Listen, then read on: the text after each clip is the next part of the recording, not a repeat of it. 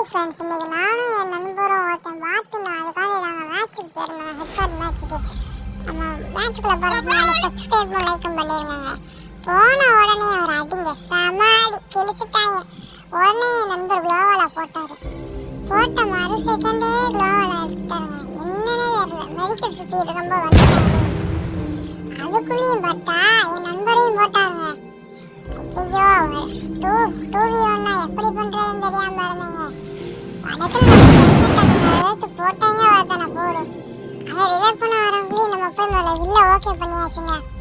Okay பண்ண மறு second பின்னாடி வந்துட்டாங்க. நானும் குளோவால போட்டு எப்படியே பார்க்குறேன், அடிக்க முடியாங்க. சரியா விழுக மாட்டேங்குது.